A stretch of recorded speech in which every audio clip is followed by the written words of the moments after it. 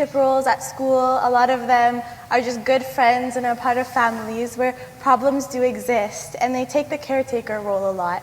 So what they've asked is, how do you take care of yourself when you are usually the one taking care of others? If you're interested in the well-being of people around you, the first and foremost thing is you must keep yourself well, otherwise you will become a problem yourself. If you want to be a solution for a lot of things, first thing is you're not the problem. Physically, mentally, in any sense, you are not the problem. Only then you can attend to things around you. Otherwise, with good intentions, you'll mess up the world.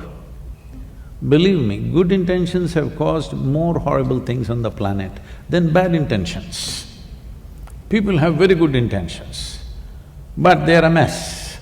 The more they do, the more mess they will cause. Most of the mess on the planet has happened with good intentions. Right now we are in an ecological mess. It's happened with good intention or bad intention? With good intention, isn't it?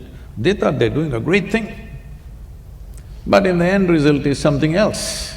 So like this, at everything it is so, just your good intentions will not do. It's very important, before you touch somebody else, your hands are clean. That much you must take care. That if you cannot solve somebody's problem, what to do, it's all right. But you touching them should not become a problem. Thank you. So Sadhguru, going back to what you were saying, that you need to be part of the solution, and going back to what Daniel was saying, that mental health is such a problem here. At U of T, we are constantly challenged by new ideas by some of the greatest minds in the world.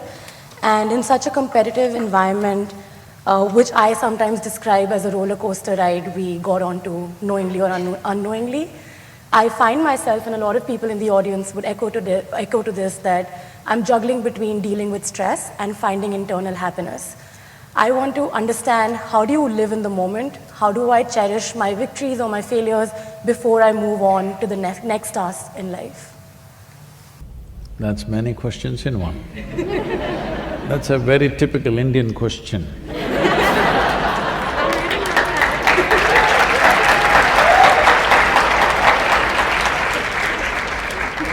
She left India only a year ago. So, to address the basic aspect of your question, which is how do you live in the moment? I'm asking you, please live somewhere else and show me for 1 month. Can you? Can you live somewhere else? Then why such a question? But you're mentally somewhere else, even if you're… No, mentally you're not somewhere else. You're here and thinking about something. So, you need to understand this. It took millions of years of evolution to get you to this level of cerebral activity. Now you're suffering your cerebral activity. Somebody is teaching you, don't think about yesterday, don't think about tomorrow, just be here in the moment. What they're telling you is, rewind the evolutionary process, become like an earthworm. Yes, of course, an earthworm is eco-friendly creature, which human beings are not, unfortunately. But it took millions of years of evolutionary work. I want you to just imagine, from a single-celled amoeba to you, the most complex creature on this planet, take an enormous amount of work, isn't it? You think it was all wrong? Hello? You think it was all wrong? So the problem is just this. You have a very sophisticated machine in the form of human mechanism. The simple question is, have you read the user's manual? User's manual? No. How is that? When will you read it? When you're 80 years of age? I know it's a long way for you, but when will you read it? You must make up your mind. See, suppose you buy a phone, do you want to read the user's manual within the first 3 days after you bought it, or after 3 years when you're discarding the phone? When do you want to read it? In the very beginning, at the earliest possible time, isn't it? So right now the problem is just this. This is a very sophisticated machine. You have made no effort to know this. Without knowing this, you want to live in this and drive through the world in this, so it's a disaster, all right? You want to know everything about the universe, you don't want to know anything about this, so you're paying the price.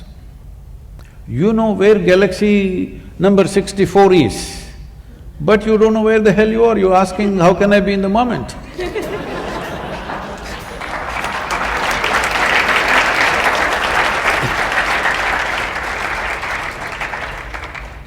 Simply, information is very deceptive. Information is very deceptive. You have information about that galaxy, this galaxy, you think you know it. No, we don't know it, we just read it in the book, all right? But this is reality, existentially you're true, isn't it? Humans know everything about this because this is you. You don't know that galaxy, that's another matter. If you wish, you can know. But you must know this because everything that you experience through this, isn't it? Do you see me right now? Where? Right here. Now, this light is falling upon me, reflecting, going through your lenses, inverted image in the retina. You know the whole story. Where do you see me right now? Within yourself. Where do you hear me right now? Within yourself.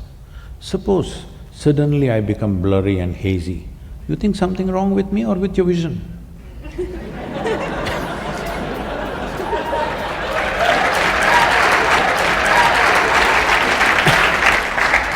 So, right now, this is all the problem with the world.